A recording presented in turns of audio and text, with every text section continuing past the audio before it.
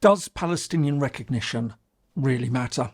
In July 2025, France announced it would recognise Palestinian statehood at the upcoming UN General Assembly.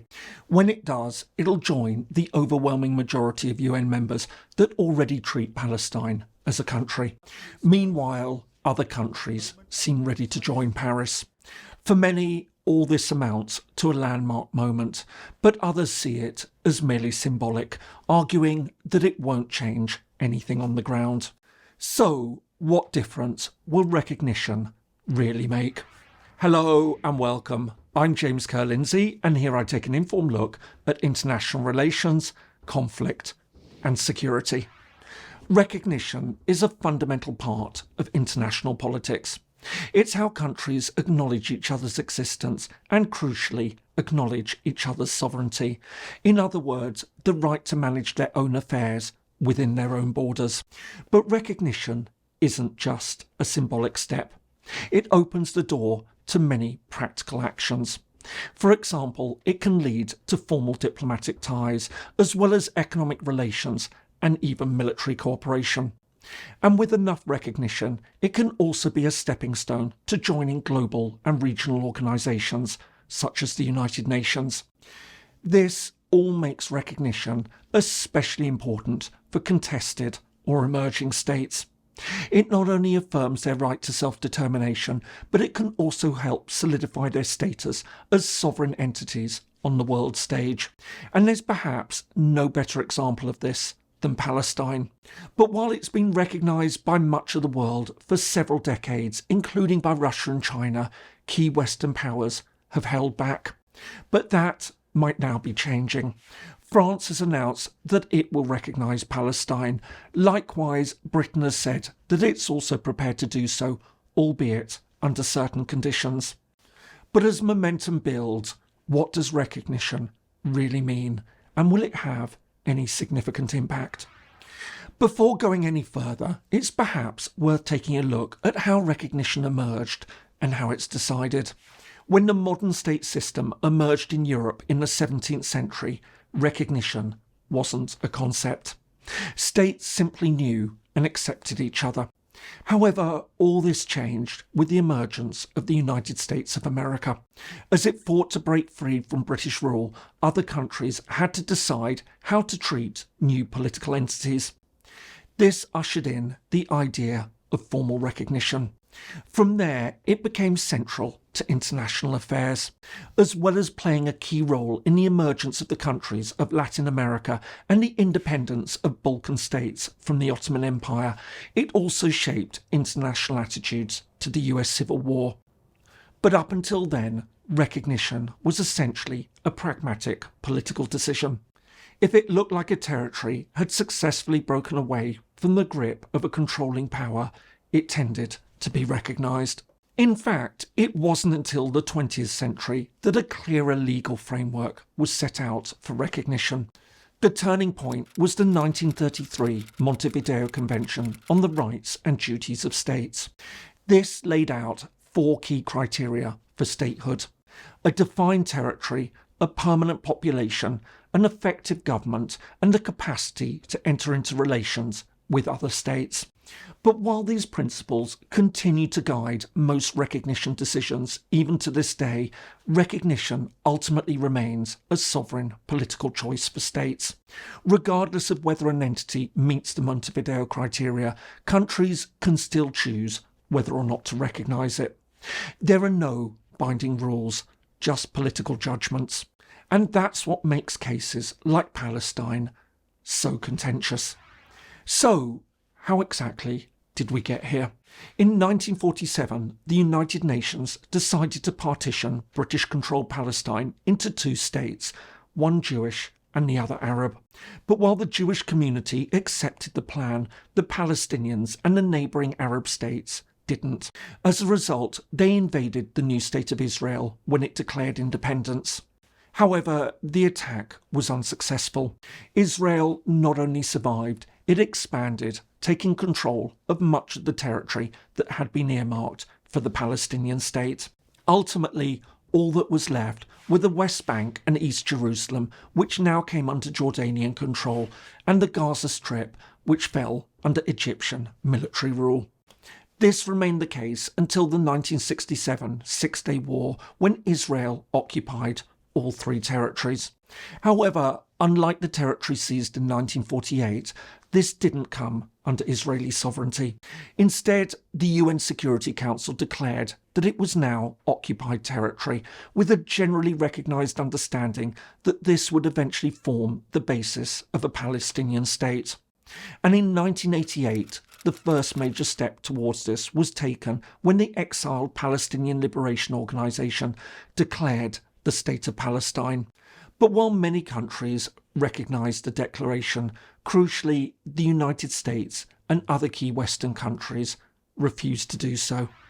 In the end, the critical breakthrough came just 5 years later in 1993. Under the Oslo Accords, it was agreed that a Palestinian state would be created in due course. In the meantime, the Palestinian Authority was set up to govern the West Bank and Gaza.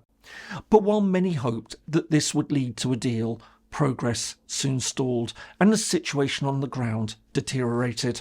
Israeli settlements in the West Bank expanded dramatically. Meanwhile, over in Gaza, an Iranian-backed group, Hamas, which resolutely rejected the peace process in favour of continued armed resistance against Israel, took over from the Palestinian Authority. As the peace talks ground to a halt, Palestinian leaders now pushed for greater international recognition. In 2011, Palestine applied for full UN membership. However, this was blocked by the United States. Instead, the following year, it was granted permanent non-member observer status by the UN General Assembly. Today, around 147 of the UN's 193 member states recognise Palestine. At the same time, it participates in many UN bodies and takes part in other international and regional organisations. But despite this, the situation has gone from bad to worse. Israeli settlements in the West Bank have reached a point where the International Court of Justice has ruled that they amount to annexation. Meanwhile, Israel's military campaign in Gaza following the October 2023 Hamas attack has caused staggering destruction, over 50,000 dead and the near total displacement of the population in what many now openly call genocide. To add to all this, the Israeli government under Benjamin Netanyahu has said that the two-state solution is over and that it won't engage in any further talks on the subject. And it's all this that's fueled calls for the remaining non-recognisers to finally change their stance. I hope you're finding this useful. If so, please do give it a like and don't forget to subscribe if you haven't already. Thanks so much, and now back to the video.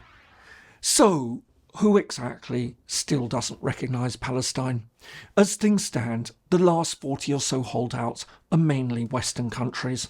Leading the pack is the United States. However, the UK, France, Canada, Australia, New Zealand, Japan, South Korea and several key EU members such as Germany and Netherlands are also on the list. However, the tide is clearly turning. In 2024, Ireland, Norway and Spain all recognise Palestine. Now, France has announced that it too will follow suit in September 2025.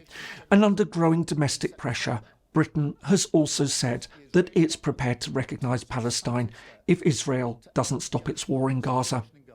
If London and Paris shift their positions, the general sense is that others could also follow suit. Meanwhile, Canada has also announced its intention to recognise Palestine as long as it can uphold democracy.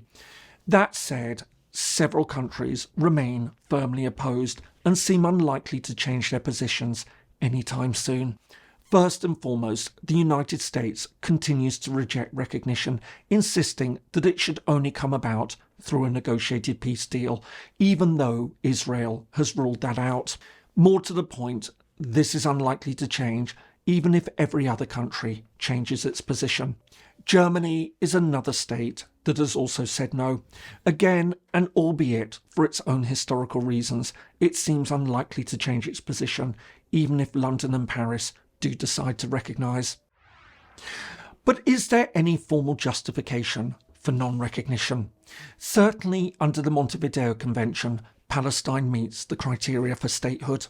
First of all, it has a defined territory, and while it may not control all that territory, this doesn't in fact matter. After all, Bosnia joined the United Nations in 1992 without fully controlling its internationally recognised territory at the time. Secondly, with 5 million inhabitants, it clearly has a permanent population.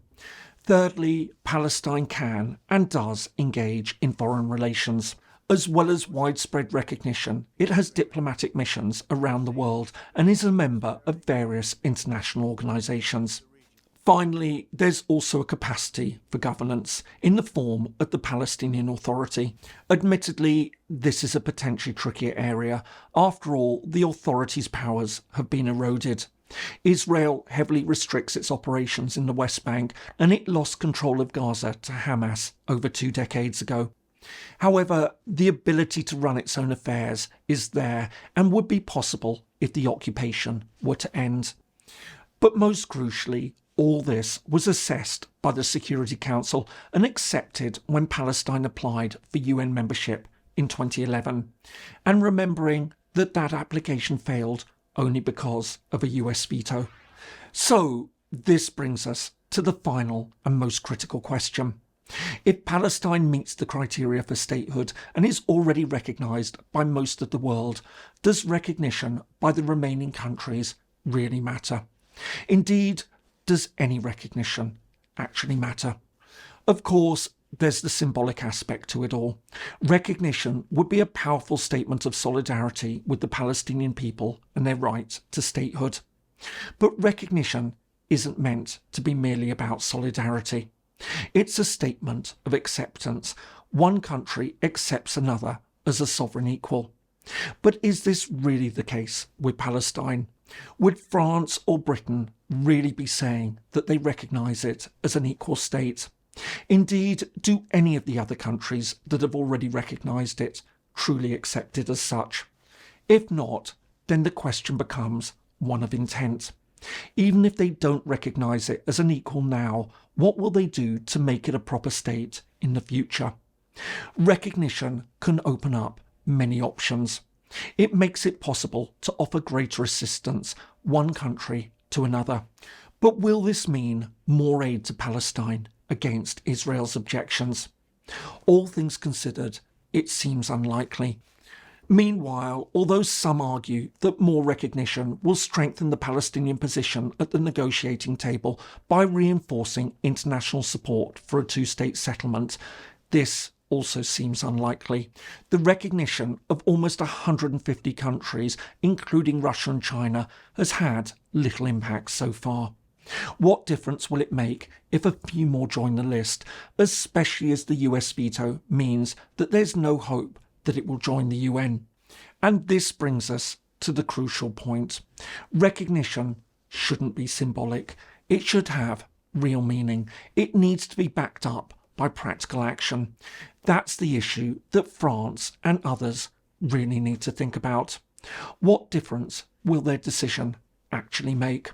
Recognising Palestine, but then doing nothing to protect it or help it develop, is just gesture politics.